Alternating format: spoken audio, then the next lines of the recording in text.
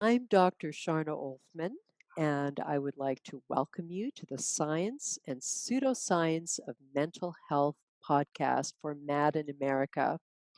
I am so pleased to be speaking with Dr. Kelly Brogan, who is a specialist in natural approaches to women's mental health. Dr. Brogan is a triple board certified MD who graduated from Weill Cornell Medical College, and she also has a degree in cognitive neuroscience from MIT. Dr. Brogan is the author of the New York Times best-selling book, A Mind of Your Own, The Truth About Depression, and How Women Can Heal Their Bodies and Reclaim Their Minds. And she is also co-editor of the textbook Integrative Therapies for Depression. And you can connect with Dr. Brogan on her very extensive website, kellybroganmd.com.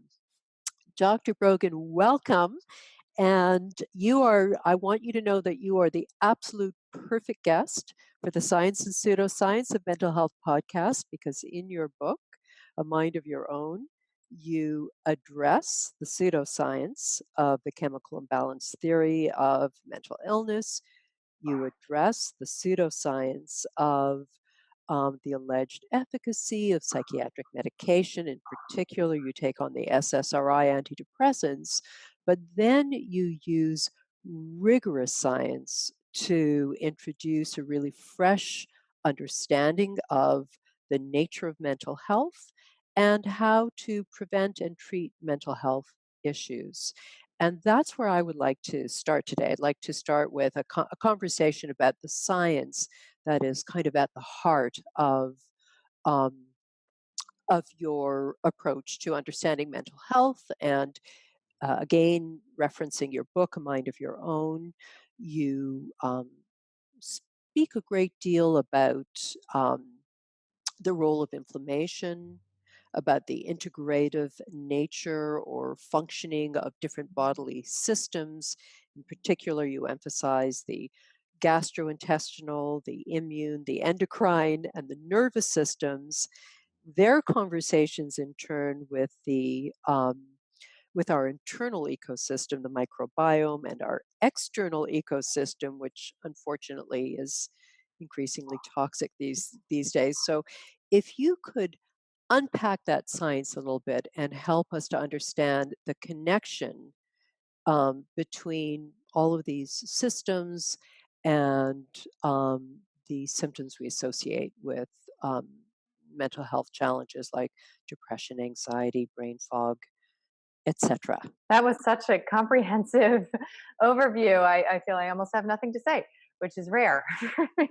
So I appreciate that very, very much. It's a wonderful, um, sort of foundational orientation towards a new kind of conversation. And I think it's perhaps my most important credential um, is that I myself put into remission an autoimmune condition that would otherwise have been chronic. So that stands as sort of the reason we're even having this conversation is that pivotal experience.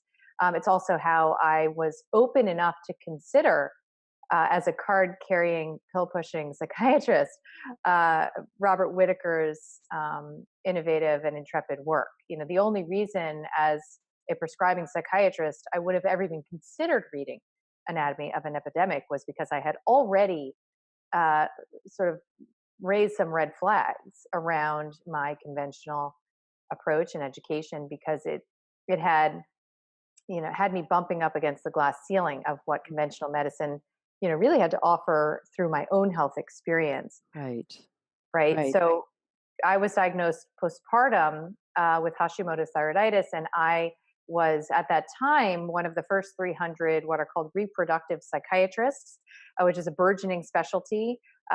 This probably won't shock you, but it shocks many that there's such a thing as a specialist who is expert in prescribing to pregnant and breastfeeding women. Mm, So that's how much I believed in the pharmaceutical right, model that I right. actually thought, let me expose our most vulnerable, Mm, to these um, patentable chemicals because they are indicated, right? This is the only responsible way to meet the unfortunate challenges that genetics and bad luck and sort of wrong place, wrong time bring us, to encounter. And it was through, my sort of inbuilt skepticism around the capacity for conventional medicine to really offer me anything but a lifelong prescription myself Hmm. as a patient, which was interestingly the first time I'd ever really been a patient in my life, that I chose to go to a naturopath.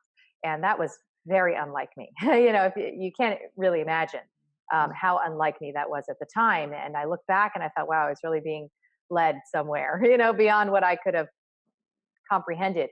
Um, and I encountered a naturopath who was very science minded. This was very important because if she had been burning sage and, Mm. you know, with crystals and feathers hanging around, I would have turned around immediately. Right, But right. she is very academic woman, a very bright, and she really spoke to me in a language that was, my religion at the time. It's even called scientism for that reason. That it's an orientation towards science as being sort of the end of the conversation rather than a process. Mhm. And that, that attracted me, I guess, and opened Right. me. And it was through, my own work on myself and using lifestyle interventions like dietary change and exercise and, um, sort of educated consumerism around, Mhm. products and toxicant exposures, that I was able to see in black and white my own antibody numbers go from the high 2000s to normal. And I was able to see, for anyone who knows about this terminology, my TSH to go, into the normal range. And that really inspired me, but it also inspired a lot of anger in Right, me and sort of righteous rage, really, that I right. had never been taught in my very expensive, very stressful, Mhm. blood, sweat, and tears kind of a training, Right, that any of these factors were even relevant, let alone impactful, let alone, that remission was even really anything a patient could right, expect, let alone, right. consistently work towards. So that was my introduction to what is called psychoneuroimmunology, which is the catch-all term for what you were referring to. It's actually about 3 decades old, and many different people have been credited with its inception. One of the female researchers I like to reference is Candace Pert, who wrote a wonderful book called The Molecule of Emotion, but had many, many important credentials, including that she, worked at the NIH and discovered the opiate receptor, and very much helped us to understand that what we are calling emotions, right, where we're calling these intangible, largely secondary artifacts of the human experience, are in fact encoded physiologically, and here's the peptides to prove it, and this is happening all throughout the body. Mhm. And this is very groundbreaking because otherwise we had been thinking about, sort of mind body very in a very Cartesian fashion, right? The legacy of Descartes, which is that the mind is kind of up here and the body's down there, and never the two shall meet, kind of a thing. Mhm. And in fact, when we look at published literature, research and otherwise, that tells a very different story Mhm. about the interconnectedness of these systems, well, then it kind of changes everything. Then Mhm. we have to rethink the way that we've been looking at allopathic medicine, which is go to your specialist, right? You go to your stomach doctor, your head doctor, your skin doctor, Mhm. and what happens when all of these are different, um, sort of strands on the spider web of you. And so through that lens, what's the highest impact way to realign, to restabilize? And it turns out that there isn't a magic pill, right? That there's not a chemical approach that can meet that level of complexity. And Mhm. that's why, sort of aligning with the ways in which we are designed to thrive, well, turns out that's more than just a wellness strategy. It turns out that may actually be the only way out of chronic illness. I could Right, elaborate right, however would help. right. So, I mean, it's so fascinating that your kind of gateway to this new understanding, this new approach to treating women with mental health issues was through a thyroid autoimmune issue. And, that speaks so powerfully to the sort of integrative nature of health and mental health, as you were just stating. I'm kind of curious to know whether you yourself thought or whether you were diagnosed with postpartum depression before you got the proper um, diagnosis of Hashimoto's thyroiditis. Yes, it's a great question because I have come to really deeply regard the significance of our childhood wounds, so to speak, and our patterned and conditioned behavior from childhood in our manifest personality traits, but then also in our relationship to what we might call pathology, or the ways in which we are identified as patients. And the only difference between me and one of my severely ill patients is that I happen to have a defensive structure that's very adaptive, right? That society prizes the ways in which I have learned to protect my woundedness and vulnerability.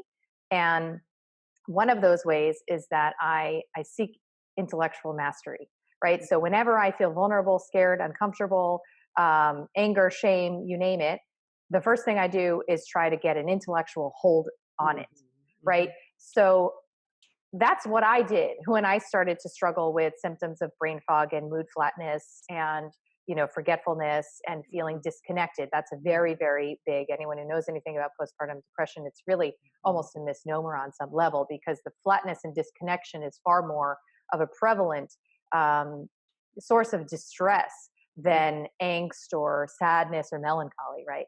Right. And the only reason that I never got, captured by the system is because I was able to defensively compensate, through an obsessive process of learning about what was going on with me. And I am very comfortable Yeah. in the scientific realm. So that's Right. what I did. And it's no coincidence, as you're pointing out, that I ended up learning a lot about the relevance of thyroiditis and thyroid imbalance to mental health and specifically anxiety, depression, but even bipolar labels and specifically postpartum psychosis and depression. Right. So I thought, well, look at this. I've had a lived experience of the relevance of an immunologically driven endocrine disturbance to the labeling of, psychiatric pathology. And that can't be an accident, right? This is one of what I call the great psychiatric pretenders, that if you don't know that this could be relevant to your story, well, then you're essentially treating, Right. your Hashimoto's with Zoloft. And does that make any Right. sense to anyone? Right. Right. And you do talk in your book about how common it is for women to experience some form of thyroid dysfunction following giving birth, um, because of many other factors that are stressing women's minds and bodies. And I'm curious to know how often you think um, a thyroid condition is misdiagnosed as Mhm. postpartum depression, whether that's a very common phenomenon. So, statistically it ranges, but the most common statistic is about 10% 10%. postpartum women. Mhm. And how they capture these statistics, who even knows? Right. But in my practice, it's about 80% of those who come to Wow. me postpartum have antibody activity. Now, what's interesting Wow. about the literature is that it suggests that simply antibody activity, like just autoimmune Mhm. activation or imbalance, Right. is significantly correlated clinically to the symptoms of depression and anxiety. Those are the most commonly studied, although there Right. are papers on diagnosis of bipolar and psychosis. That's relevant, right? Because you don't have to, what if your doctor is just checking a TSH, which is the sort Right. of catch all, oh, Right. we've screened for hypothyroidism. You're Mhm. not going to see that this is a relevant driver for you. Right. And, you know, Right. for many of us, understanding the why is Mhm. really important, right? Yes, the label can provide some relief, and many identified psychiatric patients will tell you, I felt better knowing that I had a problem, knowing that it was a Mhm. real problem. And somebody told me Right. that I had, postpartum OCD or that I, I really do have postpartum depression and Right. don't understand what that means, and it's a real thing. And Right. yeah, what I would argue is that it's a bit of sort of like a cold comfort, right? Because Right.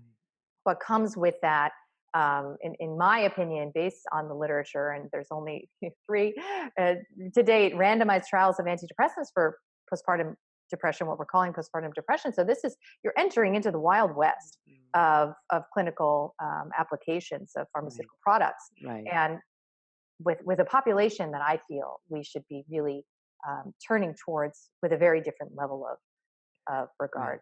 Right.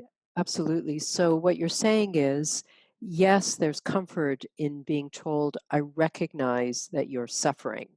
I Yes, recognize that you're struggling and that something needs to be done. But the unfortunate aftermath of that is that the treatment will then be one of these handful of antidepressant medications that not only will not address the underlying issue, whether it be a thyroid issue or a psychological issue or a broader cultural issue, yes, um, so it then the woman who has this kind of brief sense of being seen and understood is given the wrong kind of treatment, which then exacerbates the issue. And I think this is especially relevant because of this very recent rollout of the latest drug for postpartum depression, brexanolone. I think the commercial name is Zulresso. And I have to say that I heard your video post about brexanolone. I thought it was outstanding. I thought that you addressed, some of the broader cultural, psychological, spiritual issues really, really beautifully. And I'm wondering if you could, speak to your concerns once again. Um, for us about this latest rollout of this very specific new drug for what is called postpartum depression. yes, absolutely. It's something like when you were referring to the kind of help we're offering women. It's something like I use the analogy of, if she's falling off a cliff and you're handing her the blade edge of a knife. Right, Like, yeah, she can grab onto it, but is that really the best we can do? And right, I've come to appreciate the multifactorial vectors of why, and to really ask that we as a culture, and that in these conversations like we're having right now, begin to explore with curiosity these whys, because we in the end as individuals are not served by even the best randomized trial. We are not served by statistics. We are not served by ICD-10 codes, and CPT numbering. In the end, we want to understand what is happening and why it's happening. And anything short of that is turning off the smoke alarm and letting the fire rage. And so the right, conversation that we might have around the whys of what we are calling postpartum depression is a conversation that really no one is having. No one seems interested in, because it's regarded as an urgent problem. And now, as you're suggesting, I think many women who have struggled feel like finally this is, being brought into the right, light. That's a good thing. right, And what many of us in our community have noted is that the moment that a diagnostic label is put forth as something to be destigmatized and celebrated, and it gets a day on the calendar, well, that's because there are vested interests looking to mm, broaden their market share, right? right, It's not in the end a way to unravel what is happening for you. mm, So, when I learned about brexanolone, which for those who don't know, is now slated to be FDA approved for postpartum depression. It is a 60-hour IV infusion, mm, continuous, with side effects and adverse effects that include loss of consciousness. Wow. significant enough that it requires not necessarily inpatient, but it requires medical monitoring and separation of the mother from her infant, newborn, Right. so that she is not the primary caretaker for up to 7 to 10 days. And now, of course, at this very vulnerable time, that's a non-trivial matter, especially because the breastfeeding data as it goes in this world is going to be insufficient to defend its safety. So it's likely going to be recommended that there be cessation of breastfeeding.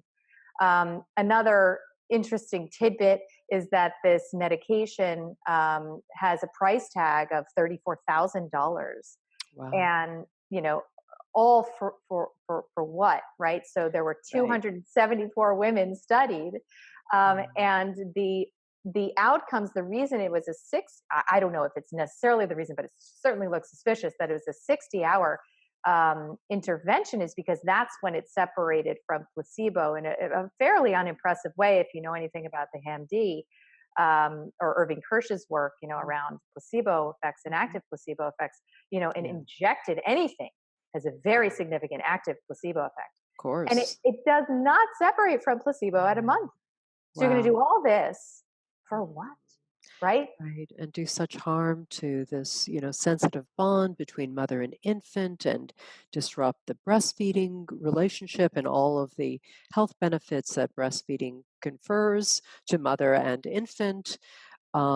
It's really shocking. And you know that with that kind of price tag, it is going to be heavily, heavily marketed and defended. And the naysayers are going to be told, how could you, Right. how could you speak against this Right. saving grace for women who are suffering? And we just kind of know how it's going to get played out. And that's why I so appreciate you're just speaking with such candor about the science. The pseudoscience does not is with the the shoddy nature of the drug trial, um, not with the critique.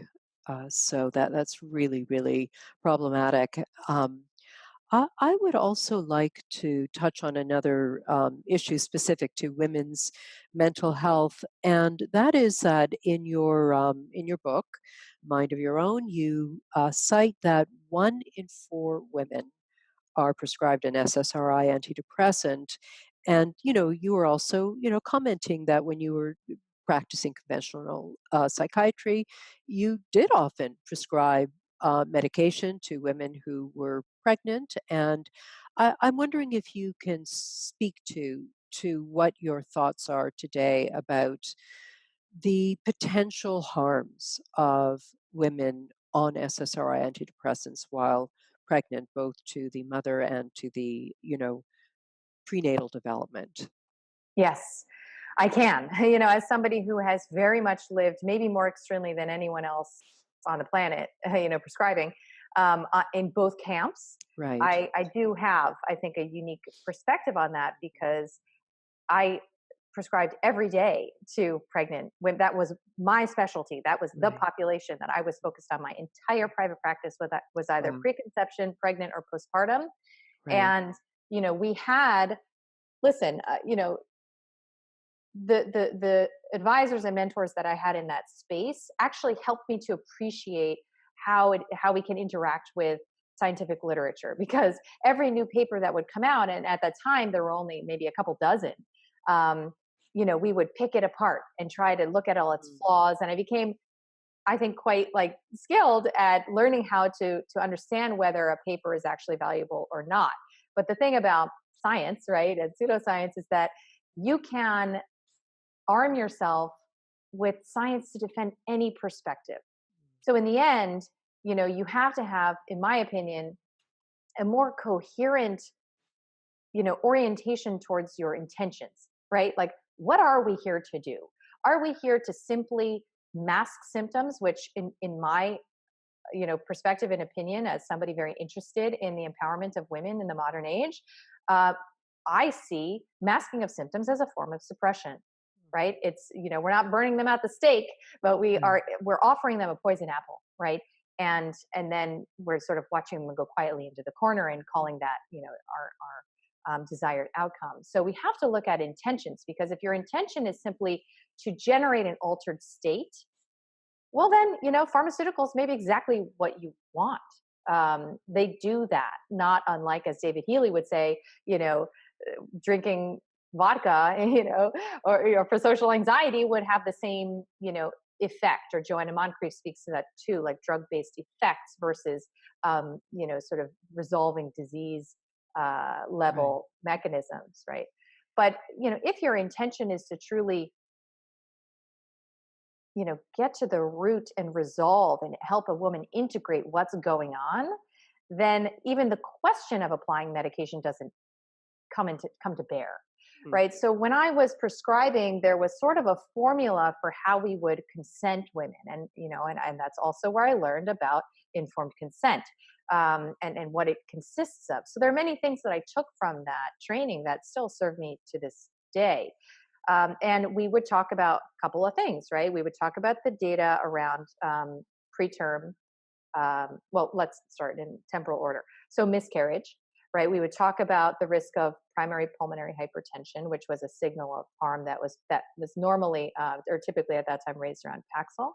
We would look at preterm birth risk.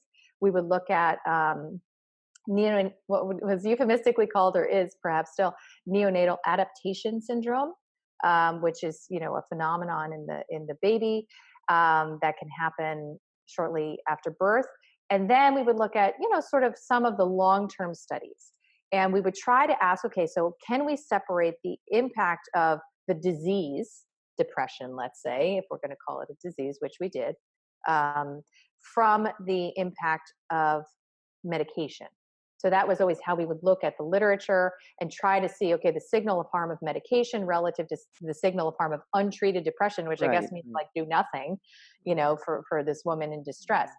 And what's surprising is that the signals of harm, according mostly to registry data, because remember, we don't study pregnant women in randomized trials. It's not done. It's not considered ethical. And so we don't have data on pretty much any interventions pharmaceutically that are offered to pregnant women. Remember that whenever there is a pharmaceutical product offered to you as a pregnant woman, know that it has not been subjected to even the most basic standards of scientific reasoning. So what do we use instead? We use registry data. So this is pharmaceutical companies largely, although Nordic countries have a lot of registry data too, but pharmaceutical companies that collect passive data, women who call in to report adverse effects. So this is like the quality of science we're talking about. But nonetheless, there is not really a significant teratogenic signal, which surprises me, right? Yeah. Considering what I know, having dedicated my practice to taking women off of these medications, I think of them as being the most powerfully habit-forming chemicals on the planet. So it does surprise me that isn't there. Does that include premature birth, the teratogenic effect? Would that? No. So it's like fingers, toes, organs. Right. It's in a different category. And what's your impression of the sort of, I don't know, the risks of prematurity? So the signal around miscarriage, teratogenicity, and prematurity really isn't that impressive, to be honest.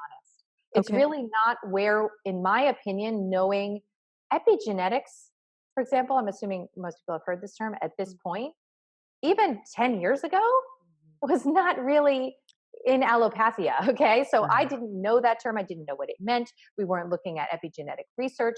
We were looking at these crude outcomes. And according to most of these crude outcomes, apart from neonatal adaptation syndrome, which at the time, we didn't know whether it was toxicity or withdrawal. Of course, they're two sides of the same coin. But nonetheless, the question was, is the baby being exposed to high levels of medication at parturition that it can't metabolize, with its infant liver, or is it actually in withdrawal?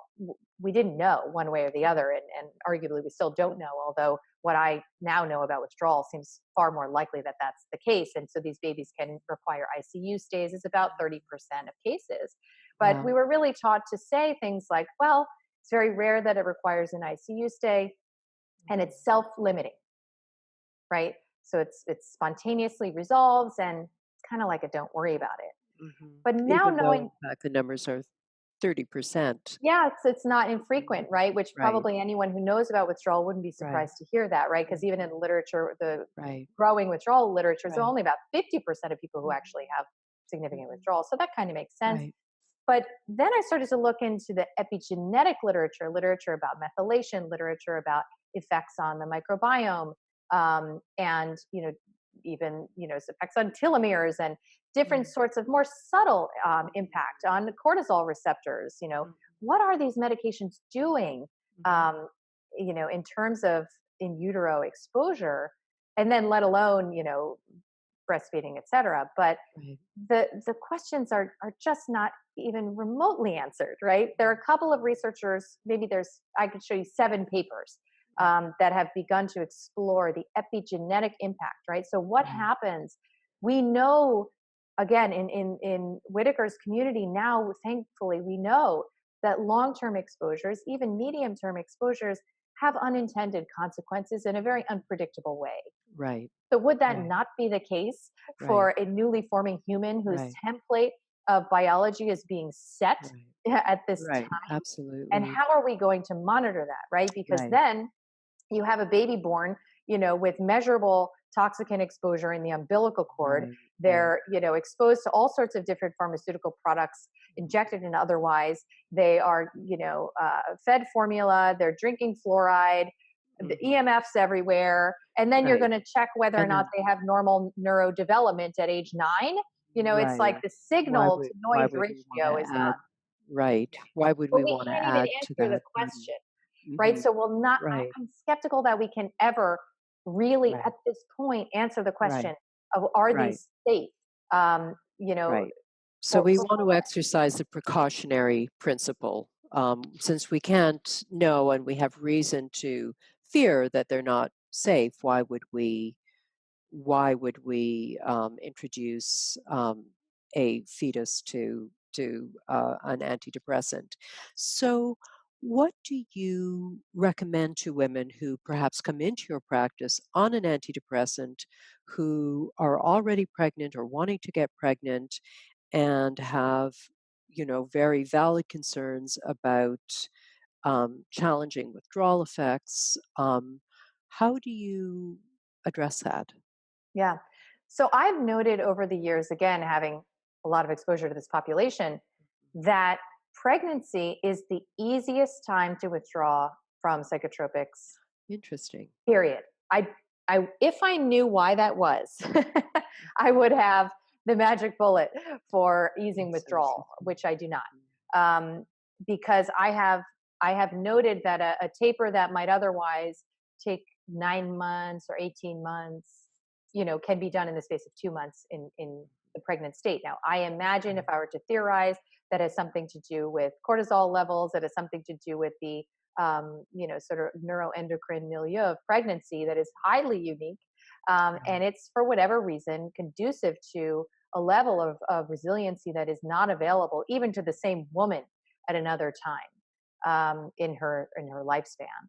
So I am an advocate for um, rapid tapers during pregnancy, mostly because I find that they're sustainable and right. very doable. Um, and I still feel that the upfront investment, which I apply to every person, every patient I Mhm. encounter, of sending this sort of what I call a signal of safety from many, many different directions, physiologically, psychologically, and arguably even spiritually, in terms of self empowerment, self reclamation, Mhm. which is basically this 1 month protocol of lifestyle medicine. I still think that is an important upfront step before Mhm. tapering, even in pregnancy. And the beauty of that intervention is it's not a Sophie's choice like it was for me when I would prescribe, Zoloft to a pregnant patient. I'd have to think, oh, is this maybe not best for the baby, but it's best for the Mm. mom, and to this whole Mhm. thing. Right, These kinds of lifestyle interventions, they're good for everyone involved, so there's right, right. only benefit and side benefit. Okay, so in other words, you do the kind of the 1 month protocol that you describe in your book and on your website, and then you taper the pregnant, or you Yes. rapidly taper her perhaps through that 1 month protocol. I want to I want to talk a little bit about the protocol, because there's a kind of a wonderful, elegant, intuitive quality to all of the recommendations that you make. You um, tell people to stop eating junk food and Right. processed Not food, rocket and science. it's not right, but No. it's so wonderfully intuitive. Eat real food, preferably organic, so you're not consuming pesticides. Prioritize sleep, moderate exercise. Get Stop putting toxic chemicals on your body in terms of self care products, and stop using toxic chemicals in your cleaning products. Um, Lower EMF and blue light exposure, learn how to relax through meditation and breathing exercises, limit or eliminate pharmaceuticals. It's all kind of, yeah, like, of course, why wouldn't we be doing this? And yet we live in a culture that makes it so difficult for us to do these, intuitively healthy, to make these intuitively healthy choices. And I imagine for a lot of your patients, it's hugely challenging, because it's basically you're telling them to change pretty much every aspect of their lifestyle. And so I guess I'm curious to know, do you kind of approach on all fronts? Do you feel that it's important to do all of the above all at once? Or do you kind of, is there an entry point? What's your experience and your recommendation? One of the reasons that I, sort of believe so passionately in the power of these lifestyle changes, and I'll answer your question more directly in a moment, Sure. is that the women who have come to me in private practice, unfortunately, I'm not their first stop, right? I am more often than not the last stop, like Mhm. just before state hospital, just before electroconvulsive therapy, or Wow. after, 25 years on 5 medications, chronically suicidal, multiple inpatient stays. And it's sort of, there's a level of desperation in nearly every woman that I encounter for consultation that is palpable, And so they are extremely motivated, right? They're They're ready to do the extremely work. ready. Yeah. And so that's how I've been able to witness the magnitude of change, and to counter the frequent criticism I encounter, which is that this is just, oh, sure, this is for the worried well, this is for, Mhm. yeah, if you want to like a little blog worthy wellness tips, sure. Right. Actually, I have an entire clinical team of people devoted to writing up these cases, because they're, in my opinion, as far as I know, what's on pubmed.gov, they're history making, they're precedent making. Mhm. Mhm. And that's what can come from these changes. Now, Right. the the fierce commitment, the uncomfortable commitment to oneself, you could go from popping a couple pills a day and, otherwise just like kind of drowning in your life, to go from that to about 2.5 hours of self-care demands a day is a major shift. Well, that's actually one of, in my opinion, the ways that our nervous system gets the sign and signal that change is possible, right? Mhm. That's the way that we clear the snow so you can, sort of ski new tracks, Right. because otherwise you're going to slip into your little rut. So Yeah. I'm a big, big believer in the extreme approach. It's Right. 1 month of your life. It's Right. 1 month of your adult life. After oftentimes years of suffering. Yes, Right. almost Right. always, right? And Right. and it's kind of like the ultimate self experiment. Mhm. Under these conditions, who are you? Mhm. Right? Under these Right. baseline conditions, don't you Right. want to know?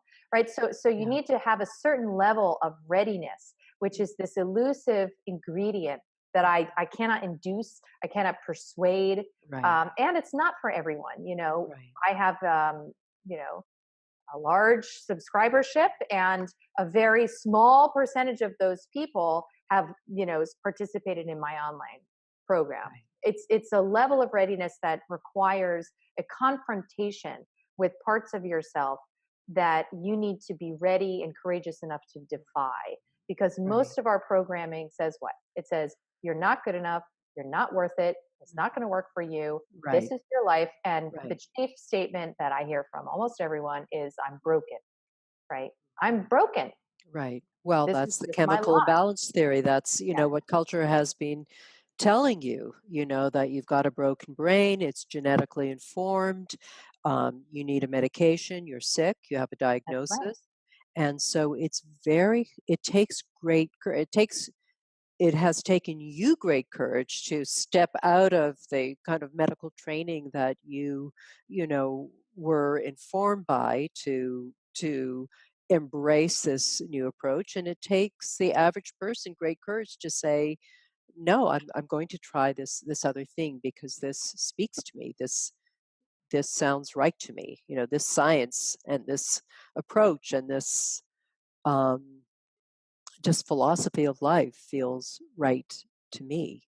And that's what I have witnessed, is that I'm not convincing anyone. In fact, what happens is there's like a little flicker inside of, the people who decide to walk this path. And I think this would be true of anyone who's tapered off psychiatric medications. I Right, think they would agree. It's a right, tiny flicker, and someone, just sort of saw it. And perhaps these cases that someone is me, where I see that that flicker is there, and I'm just reminding, people that right, they have this capacity. So, I am my personality is oriented, towards sort of like, take the plunge and do it, like grab it, right, right. and we are about to release a membership model, called Vital Life Project, which is like the more feminine offering that I haven't yet made. I think of Vital Mind Reset as like my masculine offering. It's like, do it, fix yourself. Kind of, here's your tools. Do it or go home. Yeah, And that's not for everyone, right? mm, So what if you just can't get there? What if you're interested, you feel a yes inside, you right, want to sort of like begin this process, but you're terrified, and you need a small win, like you need a quick win. Um, and so that's what I'm realizing, like, if I want to really support a broader mass of people, if we right, want to really keep this light bright for this movement, right, then we need to meet people where they are with like these right, sort of smaller bites. right. So what you're saying is that if you want a profound change very quickly, you really need to take on every tenet collectively because they will reinforce each other, they work in an integrative way, and you will see profound change in a month. Yes. If for any number of reasons that's not something that you're able to take on, you're sort of offering this kind of gentler, slower approach as an alternative so that um, that would be another way to go about it. I have a very kind of specific question. Do you find that for those individuals who kind of take on the whole package and really commit to the food, the sleep, the exercise, the toxic, getting rid of all the toxins in their homes and on their bodies and the whole 9 yards, that they are also able to taper more quickly from their Mm. medication, that it has a kind of a synergistic benefit to tapering, or do you still kind of keep the taper very, very slow? That's a great question that I'm unfortunately very able to answer because I had 5 years of doing tape. So it was basically after, yeah, after I read Anatomy of an Epidemic, I never started a patient on a prescription medication again, to That's this day. amazing. Never did. Put down my pad. I'm done. Right. And I devoted myself to supporting tapers and also, some autoimmune support, et cetera, other things. But that was my specific orientation. So I hadn't really understood the applicability of my experience with Hashimoto's to my patients yet. It wasn't clear. I didn't have a protocol or any of that. I knew, yeah, you might think about like, your diet. It was kind of like a window dressing, to the taper. That's what we're here for, is the taper, right? Mhm. And so I had a lot of years of trying to taper without this upfront commitment. And oh my, ask anyone in my life what a nightmare it was for me. I was running an outpatient rehab, it felt like. I was paged around the clock. I Yeah, was filling out yeah. medical disability forms left and right. I was so overwhelmed by the tragedies in my midst. It's just incredible. I mean, literally, it looks like I was running an AIDS clinic. And anyone who's had a bad taper experience will know what I'm talking about. That you literally can be physically disabled to an extent that is unparalleled. Right. In any sort of acute medical condition that we know about, maybe a short of an acquired acute immunodeficiency. Mhm. Bleeding and intractable pain and inability to move and hair loss Wow. and menstrual Wow. aberration. I mean, it's just Yeah. unbelievable. And Right. so once I sort of got straight with this, Mhm. I am serious about it, and really had like a no compromising kind of orientation towards it. That's when I saw the difference.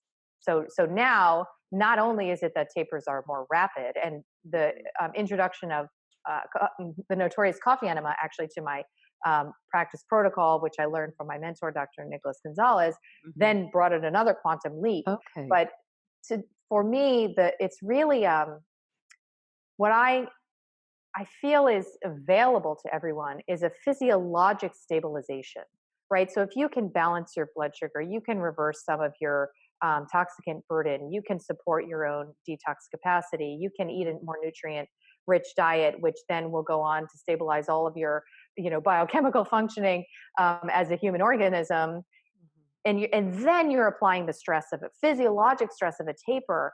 It's just like the bucket analogy, right? If you're going to Mhm. drain your bucket, then when you Mhm. fill it up with the stress of a taper, it's not going to overflow. Mhm. Now, what I find is that the psychospiritual aspects that are very real, very real. You have to birth your adult self Mhm. from beginning of taper to end of taper. And so maybe that's part of why these tapers take the time that they do, because that process is a it's a metaphysical process, right? That requires the addressing of a lot of inbuilt um, and learned patterns that are no longer serving you, right? So you essentially have to go from a dependent victim, which, as you've alluded to, we are enculturated to orient, towards. We kind of want to, because we're still living from our child selves, right? We still are holding that like feeling that we haven't been acknowledged for our Right. suffering, Right. right? That we weren't loved completely or attended Right. to unconditionally, right? So you have to go from that to Right. an emancipated and empowered, individuated adult consciousness in the Mhm. space of your taper. That's literally the Right. ask. And if that doesn't interest you, you should not consider tapering medication, Mhm. because this is not just about, oh, I don't feel like paying for my Prozac anymore, or my Mhm. Lamictal or Abilify. Mhm. This is literally that important, an Right. initiation to oneself. So can we keep your physical health Mhm. stable throughout that process? That's pretty much Right. like what I offer. And then, of course, sort of orienting towards um, the power, meaning, and even beauty of this emergent shadow material, and metabolizing this, sort of inner Right. darkness. Like I do Right. believe passionately in that. But that's Mhm. really the difference of this protocol, is it offers that physical foundation. That physical foundation. And so I think that some of the language and some of the, thoughts that you just sort of added to the conversation kind of dovetail very well with my next question. And that is that several of the items on your kind of 1 month protocol lend themselves, translate very well to a kind of a Western science um, culture, a Western science kind of Mhm. worldview. We can understand the science of eating real food and the science of the harms that pesticides cause. We can understand the science of sleep and the science of exercise. Um, but the sort of the one tenet um, that you describe as just absolutely it's a non-negotiable is meditation. Hmm. And that is sort of the one tenet that doesn't translate quite so readily or fully to the kind of Western science orientation. Okay, well, here's the science. Here's what medication is. What meditation is. That was an interesting slip. I Here's do what. that all the time. Isn't that a funny? Yeah, it's like, Oh what? wow. Here's the real science behind meditation. We can kind of just break it down to the science, but it doesn't fully digest. It doesn't fully absorb into just kind of I scientific don't know. I don't principles. Or do you know. think that it Yeah, does? I do actually. Uh-huh. And the reason that I know a lot of the pre-existing science, much of which is out of the Benson Institute, it's like 40 years of it, is because I was aware of all of this science. A lot of it is epigenetic, like looking at expression of like, um, you know, insulin receptor sensitivity and different sort of parameters of inflammatory cytokine expression in like 20 minutes of exposure to a guided meditation. So it's the most passive, effortless like form of Right. meditation. We're not talking about like, high levels of transcendental practice or anything. Mhm. I knew about this literature way before I personally committed. Meditation was the last thing I committed to. And I often joke that people who are most resistant to meditating are the ones who need it the most. I certainly fit that category. And I just couldn't, I wasn't desperate enough, to be honest, and it wasn't until actually my mentor very suddenly died in 2015 that I committed the next day to a pre-dawn meditation practice that has changed my life, that I haven't missed a day since. But I couldn't Can you, quite. Mhm. I'm sorry, go ahead. Well, I was just going to say I couldn't quite be persuaded by the existing literature, and Okay. it is there, Mhm. and like I don't personally practice TM, like transcendental meditation, but I mean, there's incredible wealth of really high level research to Right. support that. Right. I So and it does Yeah, translate to it Western does. science. Mhm. It does, and even Right. my preferred form, which is Mhm. I'm trained in Kundalini yoga Mhm. and meditation, and once I began to feel the effects, benefits, influence of this kind of approach to meditation, and it's one of the more ancient forms of meditation, and it involves often like a mantra and a mudra. It's like a hand gesture of some kind, or even a movement. Sometimes there's a movement of your body, and then sometimes there's a eye gaze that you're supposed to have, like looking down here or up there. It's it keeps you very busy, so it's very amenable to the novice, like to somebody who is otherwise going to be thinking about what they need to buy at the sort of grocery store instead of focusing on 0 point consciousness. It helps. It's like a lot of crutches, right, to sort of keep you Right. busy in a way, Right. distracted from your sort of stream of thoughts. But I remember, coming across the this one particular study by David Shenoff-Kalsa, his friend and wonderful person, and he showed me it was like a 70% remission rate for symptoms of OCD. You show Wow. me one That's pharmaceutical amazing. product with that remission rate. That's I mean, the best we get is incredible. like Yeah. 23%. And it Right. was, it was, I wrote this up. This is a blog that lives on my site, and this was a Kundalini yoga meditation intervention. And Wow. so I thought, okay, this is a randomized trial. Mhm. And I never heard about this in my medical training. I should have at least heard about it, even if they were Yeah. to, dismiss it or debunk it. But that's Sure. also when I started to appreciate, wow, I really was only exposed to one Mhm. version of the Right. story. So the science Right. absolutely exists. Right.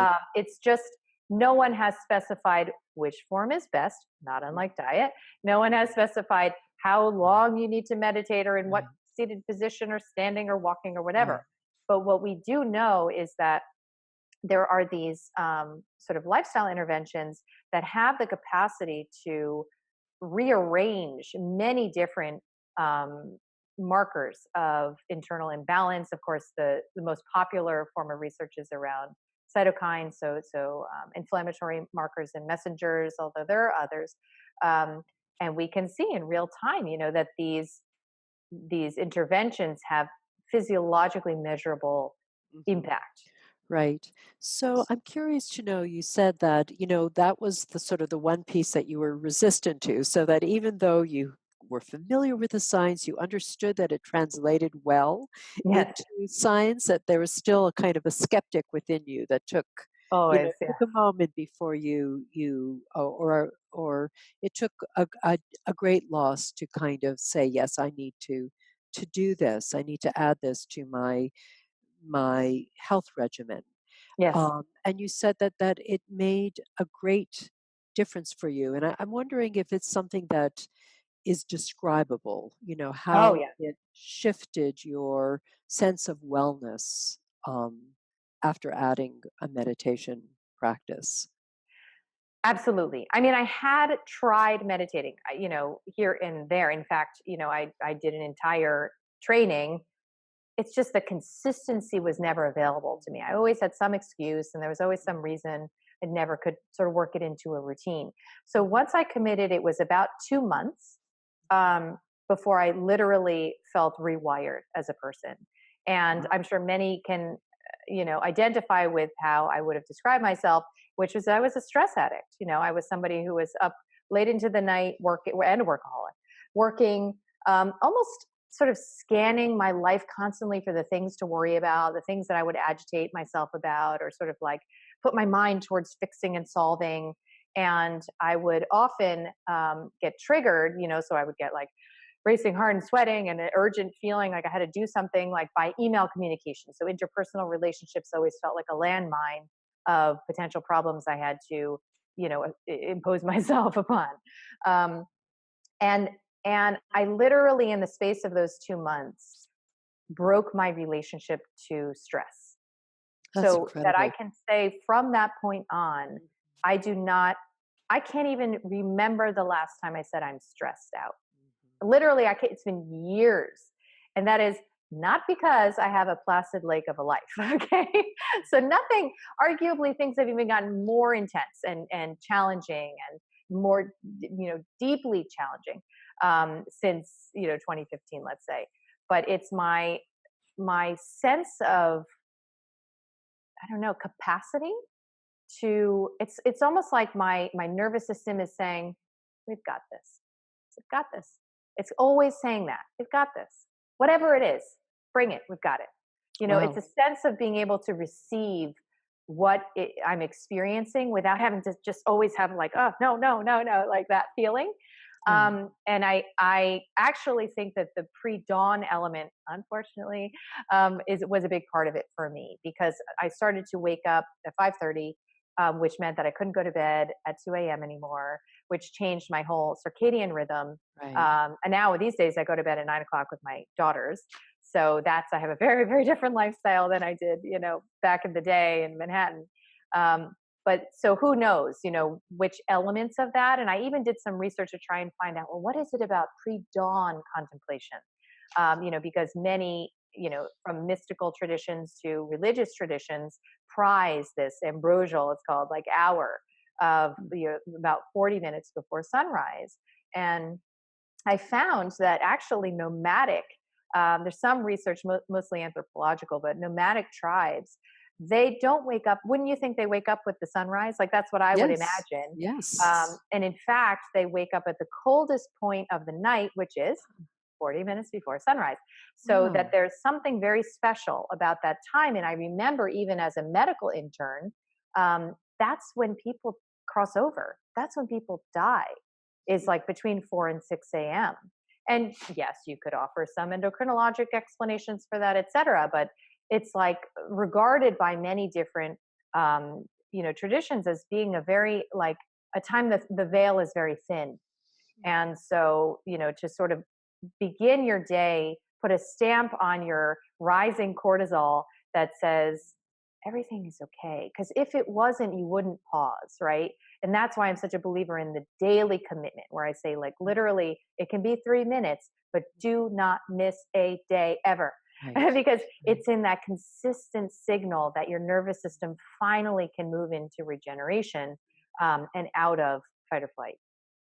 Well, that was just completely fascinating. What a wonderful and innovative note to finish on. And I am so grateful that you gave us an hour of your time and your Thank you. wisdom.